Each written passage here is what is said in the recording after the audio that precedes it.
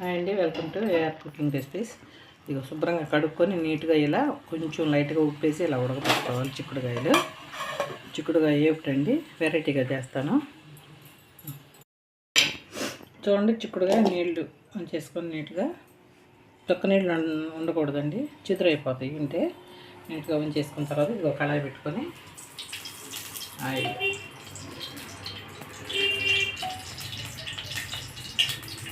3 స్పూన్లు ఆయిల్ వేసుకోవాలి. అంటే మీ కూరకు తగ్గట్టు ఎంత ఉందో చిక్కుడుకాయ దాన్ని బట్టి ఆయిల్ వేసుకోండి.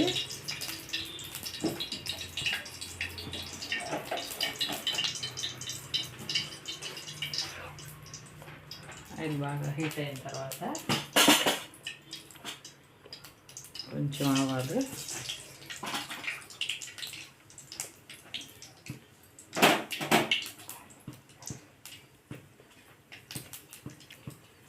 ఎండుమిర్చి 2, కొంచెం జీరా, ఇదిగోండి వెల్లుల్లి, ఇది చూడండి పెద్దలకాయలు ఇలా సన్నగా కట్ చేసుకోండి. చూడండి ఇలా సన్నగా.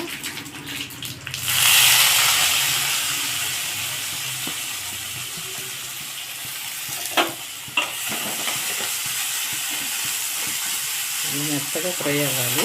దీనిలో సరిపడా కొంచెం ఉప్పు వేసుకోండి కొంచెం, ఎందుకంటే ముక్కల్లో కొంచెం ఉంటుంది కదా, దీనిలో కొంచెం తగ్గించేసుకోవాలి. దాని సరిపడా ఇదిగోండి లైట్గా, మళ్ళీ చిన్నులకాయ కారంలో ఉంటుంది, ఆ చిక్కుడుకాయలో ఉండదు చూసుకొని వేసుకోండి. కొంచెం మట్టితే సరిపోతాయి, బాగా దోరగా ఏమి వేయక అవసరంలా. ఉల్లిపాయ కొంచెం మెత్తపడాలంటే.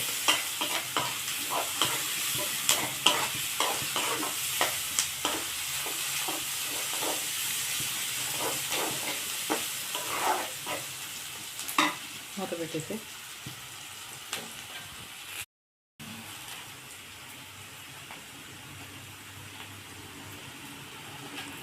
ఇదిగోండి కరివేపాకు 3 రెమ్మలు,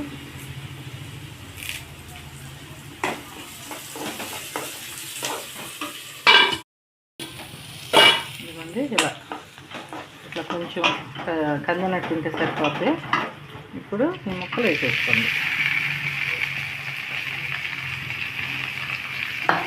వీటిని ఇగురు చేస్తారు, వేపుడు చేస్తారు, ఇలా వెరైటీగా మన ఇష్టం 2-3 రకాలుగా చేసుకోవచ్చు. వీటిని కొంచెం బాగా వేగాలి, పచ్చివాసన వస్తుంది.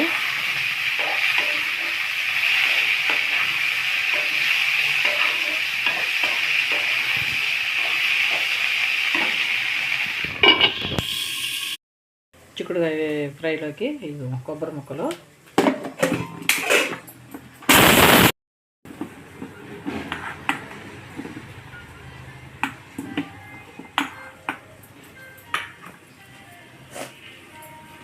ఇదిగో చూసారు కదండి ఎలా ఫైన్గా పౌడర్ అయిపోయిందో మనకి కొబ్బరి పొడి. ఇదిగోండి కొంచెం కారం వేసుకున్నాం, కొద్దిగా ఉప్పు, కొంచెం ఉప్పు ఎక్కువైపోద్ది ఆటలు ఉప్పు. చాలకపోతే తర్వాతనే వేసుకోవచ్చు. ఇదేంది ఉప్పు చూడు, చేయి తిప్పు చూడు సరిపోయిందా ఉప్పు. చూడండి కారం, ఇలా కారం కొంచెం లైట్గా ఉప్పు చూడండి ఎలా ఉందో. ఇదిగోండి చూడండి వాడిపోయినాయి ముక్కలు.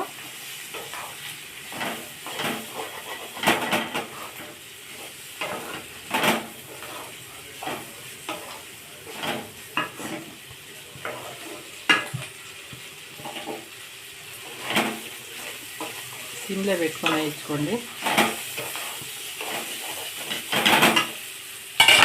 వేసేయండి, ఎందుకంటే కొబ్బరి ఏగారగా కారం, పచ్చి కారం కదా.